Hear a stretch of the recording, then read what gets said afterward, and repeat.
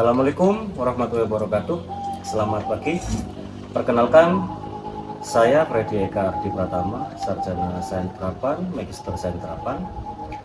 Di sini saya selaku sivitas akademika dari Politeknik Negeri Jember. Dari unsur dosen, kebetulan saya dari program studi D4 Manajemen Agroindustri, jurusan Manajemen Agribisnis. Izinkan di sini saya memaparkan terkait pernyataan diri dosen dalam unjuk kerja Tridharma Perguruan Tinggi. Di sini saya mengambil bidang pengajaran dengan judul Teknik Penyusunan Pakan Ruminansia. Adapun outline di dalam mata kuliah Manajemen Agroindustri Peternakan, di sini adalah terkait deskripsi mata kuliah. Selanjutnya, kemampuan yang diharapkan, materi pembelajaran, sistem pembelajaran, sistem penilaian, dan penutup. Di mana mata kuliah ini adalah Manajemen Agroindustri Peternakan dengan bobot SKS 3, yaitu kuliah 1 dan praktikum 2. Tepatnya berada di semester 5 dengan total pertemuan adalah 16, yang dimana ada ujian tengah semester dan ujian akhir semester. Metode kuliah dilakukan secara luring.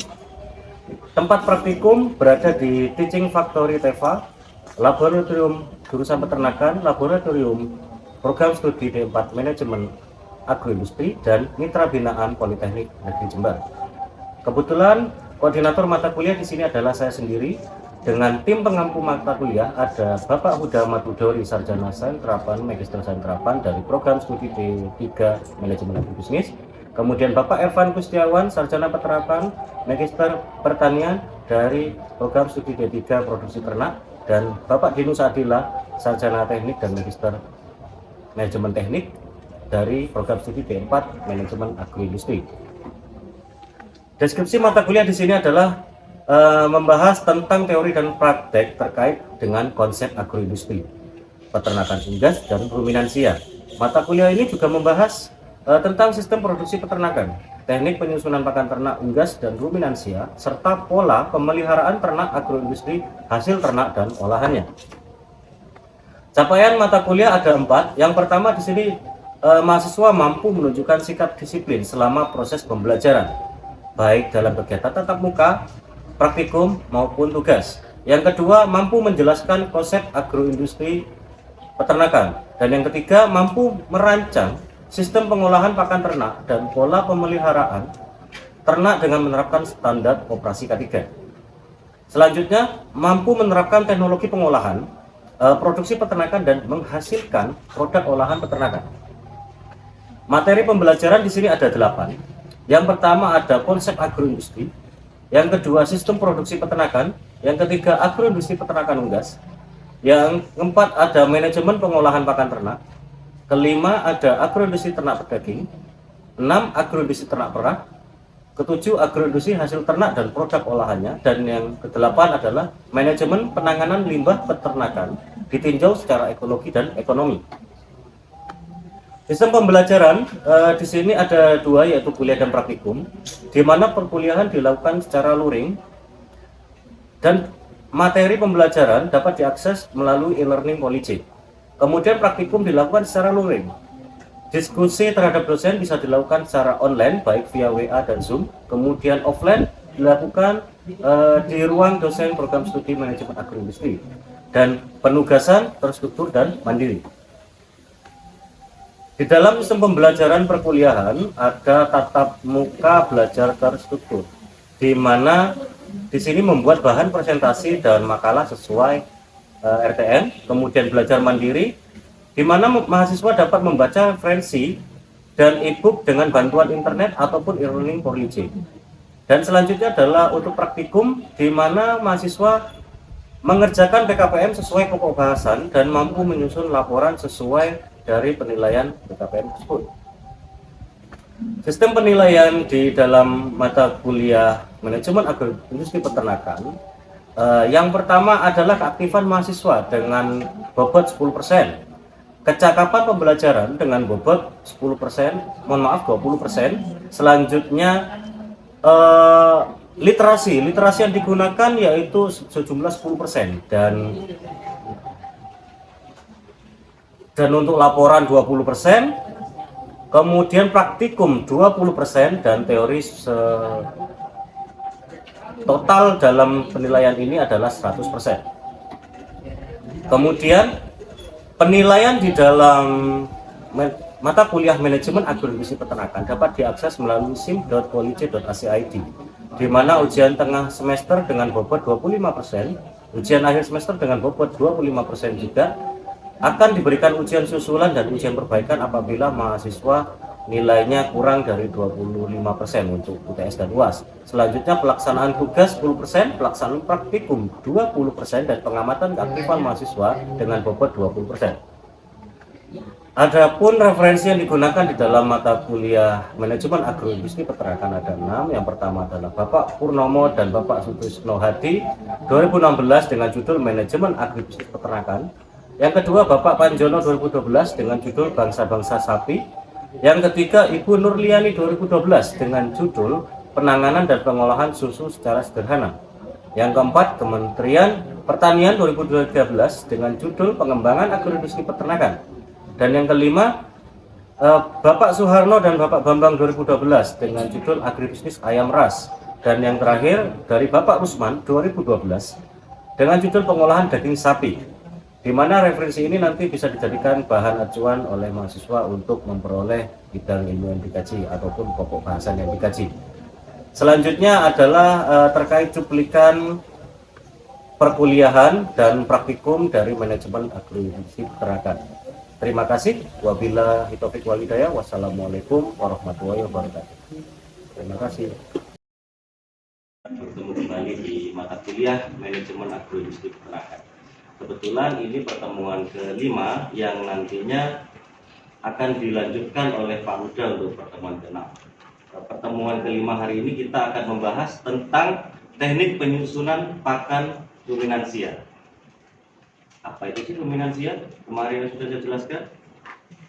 Ruminansia adalah jenis bangsa ternak seperti sapi, domba, kambing. Sehingga di sini teknik penyusunan pakan ruminansia kita fokuskan untuk menjadi sebuah pakan pembantu, di mana pada dasarnya pakan ternak ruminansia ini terbagi menjadi 3 kategori. Yang pertama hijau-hijauan, kemudian konsentrat dan bahan tambahan. Kemudian alang-alang, daun pisang dan alang-alang. Untuk bahan kasarnya, protein kasarnya kita lihat berada di gama muda, lemak kasar berada di daun bambu ataupun daun ubi kayu, serat kasar berada di alang-alang, daun bambu dan daun pisang. Dan TDN-nya dapat kita lihat 67% daun ubi jalar dan 74,1% itu berada di tepung daun alfalfa. Sehingga di dalam penyusunan formula ransum ini nantinya akan ada metode yang digunakan, di mana metode ini dapat meningkatkan formulator ataupun formula ransum tersebut untuk kebutuhan pakan ternak. Ada 3 metode. Yang pertama adalah version square method dan less cost formulation dan trial and error. Dan semua ini software ini nantinya akan diimplementasikan sebagai penyusunan formula atau biasanya disebut formulator di dalam MySheet atau aplikasi Excel. Pencampuran bahan pakan di sini dapat kita lihat adalah sebuah definisi yang dimana membuat konsentrat dapat dilakukan di atas lantai dengan cara mengaduk ataupun beberapa bahan pakan menggunakan alat pengaduk. Dimulai dengan bahan pakan jumlah paling sedikit, sedang, dan terbanyak. Pak, apakah kita boleh membuat pencampuran bahan pakan tidak menggunakan skop? Boleh. asalkan kebutuhannya tidak melebihi dari 50 kilo. Ya, karena pencampurannya harus rata di sini. Pabrik pakan mini ini secara modernisasi sudah menggunakan sebuah mesin, di mana di dalam pabrik pakan mini ada mesin chopper. Mesin chopper ini nantinya digunakan untuk mencacah bahan baku, kemudian mesin penepung keras, mesin penepung halus, mesin pengaduk atau mixernya, dan mesin pembuat pelet. Jenis pakan di sini nantinya mesin tersebut harus dimanfaatkan untuk apa? Untuk membuat konsentrat dan pembuatan pakan tetap atau yang disebut pabrik feed. Ini ada contoh formula di mana kita akan membuat pakan kering untuk kebutuhan sapi. Yang pertama itu ada dedak padi, jagung giling, tepung ikan, mineral, dan urea. Persentase bahan di sini untuk pakan keringnya, dedak padi 10%, jagung giling 12%, tepung ikan 42%, mineral 0%, urea 246%. Yang nantinya ini akan kita kalkulasikan menurut harga per kilo. Untuk dedak padi 1.200 per kilo, jagung giling 3.000 per kilo, tepung ikan 8.500 per kilo, mineral 6.500, urea 1.500. Dan nantinya formulator ini kita akan terapkan di sapi. Sehingga di dalam konsentrat ini dapat kita lihat efisiensi yang sangat jauh sekali daripada pakan hijau. Yang dimana kalau kita perhitungkan dari 1.200 kilo, 1.200 kilo dengan harga Rp816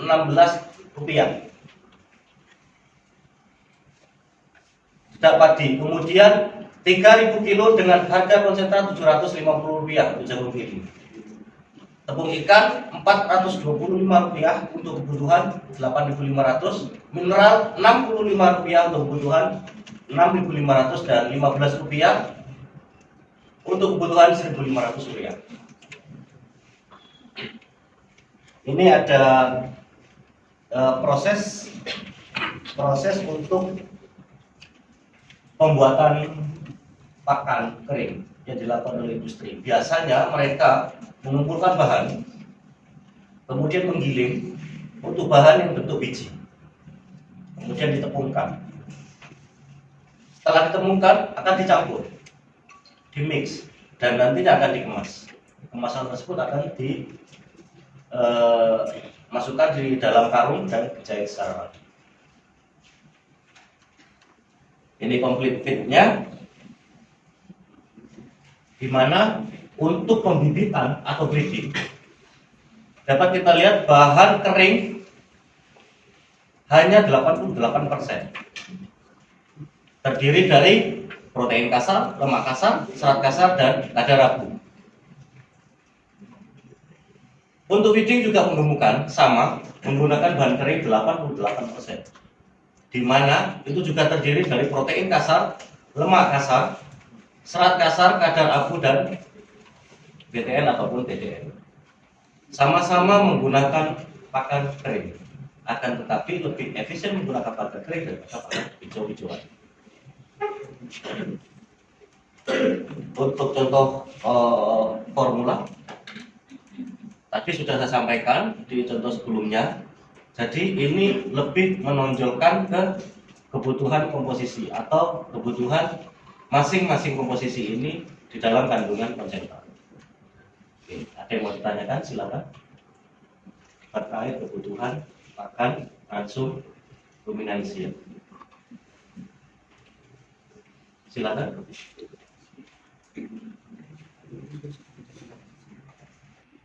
Oke. Ada yang ditanyakan? Ada semua, silakan. Terkait ransum ruminansia merupakan kering. Silakan.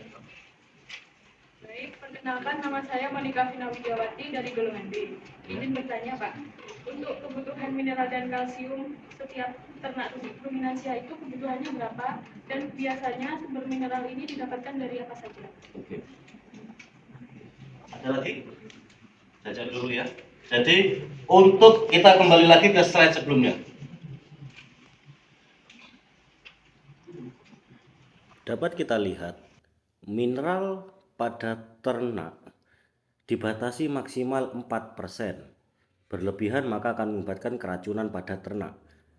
Mineral yang dibutuhkan ruminansia seperti kalsium, fosfor, magnesium, kalium, natrium, klorida, dan sulfur. Kekurangan mineral akan berakibat sangat krusial bagi ternak ruminansia.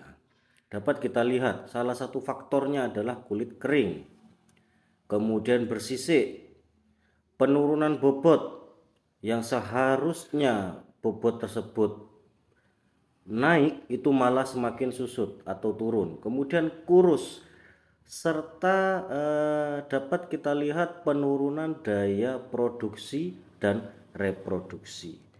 Jadi kalau di dalam penurunan daya produksi ini adalah penurunan nafsu makan, sedangkan untuk penurunan di dalam reproduksi ini masa birahi atau masa perkawinan antar ternak, sehingga seharusnya di usia 3 bulan untuk domba itu sudah bisa bunting, akan tetapi belum bisa bunting karena adanya penurunan reproduksi. Ya, ada yang lain? Silakan. Akan Mas Syarojul Nugroho dari golongan C. Iya. Pertanyaan saya adalah apa yang akan terjadi jika ternak kekurangan protein? Ternak kekurangan protein. Jadi gini, mengapa protein diperlukan oleh ternak? Karena protein berperan dalam membantu pertumbuhan atau pembentukan sel-sel tubuh, terutama pada pedek dan sapi muda. Protein ini berperan dalam mendukung keperluan berproduksi, terutama pada sapi-sapi dewasa yang masih produktif. Protein akan diubah menjadi energi, terutama pada sapi-sapi yang dimanfaatkan untuk bekerja. Kemudian kenapa jika ternak kekurangan protein? Ternak ruminansia yang mengalami kekurangan protein dan energi berakibat pada kehilangan bobot tubuh yang pertama dan berdampak pada kegagalan reproduksi. Sedangkan apabila kelebihan dalam ramsum tidak menyebabkan gangguan kesehatan terhadap ternak yang mengkonsumsinya, tapi sebagai besar akan dikeluarkan melalui urin atau sebagian kecil dipergunakan untuk aktivitas pembentukan hormon dari ruminansia itu sendiri, sehingga kekurangan itu sangat berbahaya dan kelebihan tidak berbahaya bagi ruminansia. Nantinya insya Allah nanti minggu sebelum UTS saya akan mengajak adik-adik semua, kita akan ke tempat pengolahan pakan. Insya Allah nanti di sana akan ada gambaran bagaimana adik-adik dapat membuat pakan. Insya Allah nanti golongan A akan saya ajak ke mitra untuk membuat pakan domba kering. Di sana nanti akan saya ajarkan bagaimana proses atau teknik pembuatan pakan kering untuk domba. Oke, terima kasih atas waktu kuliah di hari ini. Semoga ilmu yang saya berikan bermanfaat bagi kita semua. Wassalamualaikum warahmatullahi wabarakatuh.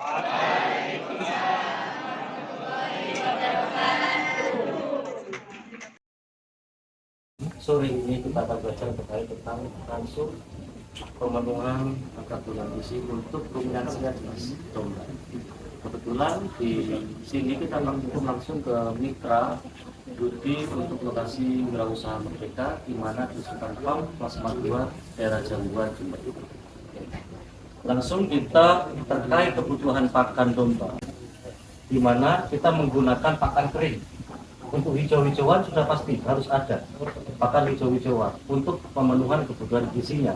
Hijau-hijauan sendiri di sini nantinya bisa menggunakan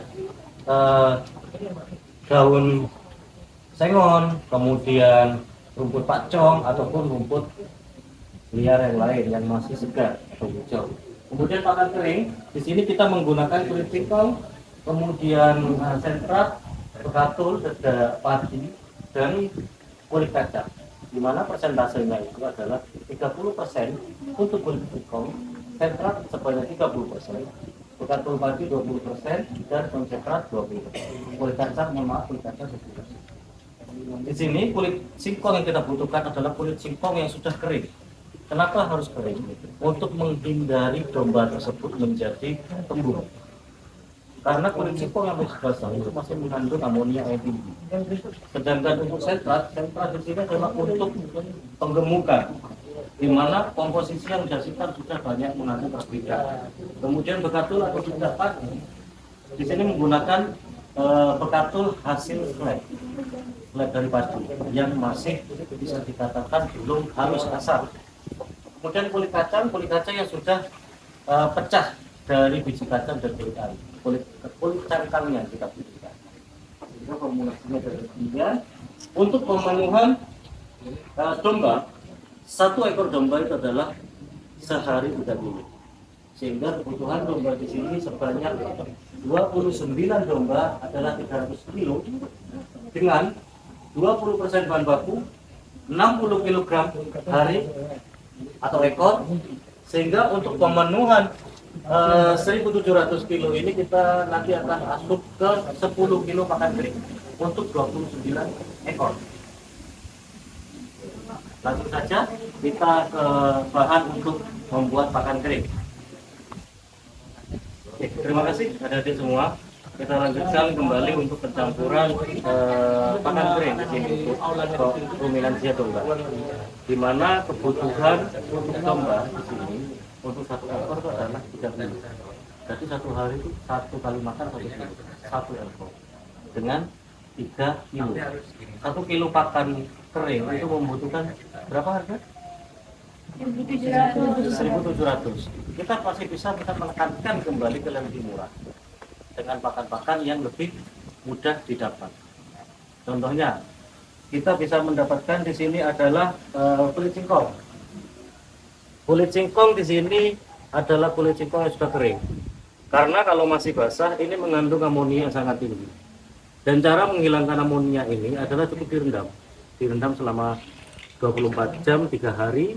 Ini sudah 24 jam selama 3 hari ini sudah akan hilang amonia. Kemudian ini adalah sentratnya, di mana sentratnya di sini adalah terdiri dari jagung giling, bungkil kedelai, kemudian dedak halus, tepung tulang dan garam. Jadi bisa dirasakan ini adalah asin. Ada yang mau merasakan? Kemudian adalah kulit kacang. Kulit kacang di sini adalah bekas sortiran dari selai yang sudah diambil bijinya. Karena kulit kacang ini sendiri kandungannya banyak air, protein, selulosa, lignin dan lemak.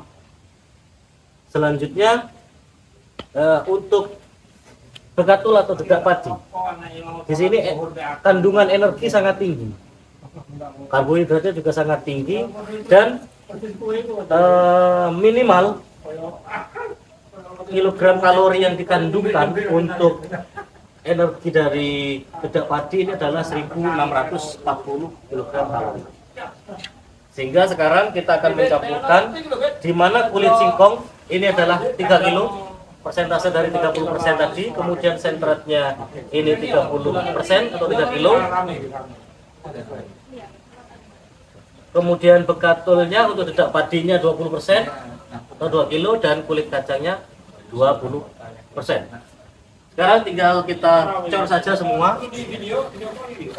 Untuk pencampurannya kita harus meratakan semua yang kita siapkan tadi. Kita ratakan dulu. Kemudian kita campurkan bekatulnya separuh dulu biar rata, biar semua memperoleh. Jadi jangan langsung ditumpuk ke tahap kedua. Barulah kulit kacang.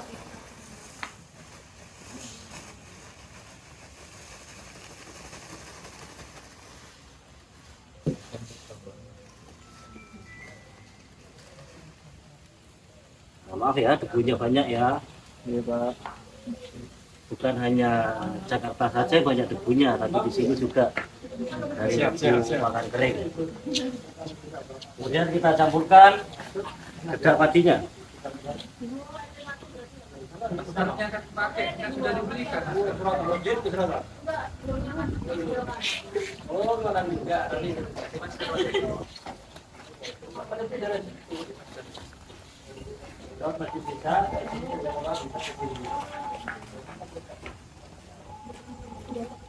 Oke, kita campur rata.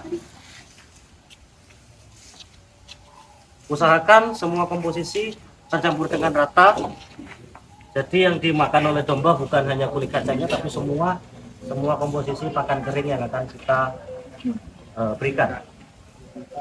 Pakan kering ini nantinya akan menghasilkan 10 kilo dan itu cukup untuk 1 ekor domba menjadi 3 hari. 1 kilo tadi dapat kita peroleh dengan harga 1.700. Kalau 10 kilo sudah kita jadi 17.000. Kalau kita pakan hijau-hijauan, dapat kita lihat satu kali kita memberikan pakan itu membutuhkan biaya 20 sampai 25.000 kalau kita beli. Dengan pakan kering ini kita sudah memperoleh efisiensi dengan menurunkan kos sebanyak berapa? 25.000 ke 8.000 rupiah. Kita bisa saving untuk sapronak, sarana produksi ternak, ataupun kita alihkan ke ini vitamin ataupun jenis-jenis semacam zat kimia yang nantinya untuk menghindarkan domba itu dari penyakit, contohnya obat-obatan yang sudah didaftarkan di Dinas Kesehatan Peternakan. Sekian dari praktikum yang bisa kita lakukan hari ini, semoga mendapatkan berkah dan bermanfaat untuk para peternak. Terima kasih. Wabillahi taufiq wal hidayah. Wassalamualaikum warahmatullahi wabarakatuh. Waalaikumsalam warahmatullahi wabarakatuh. Holiday sip. Sip. Gimana mau bermalam di sini?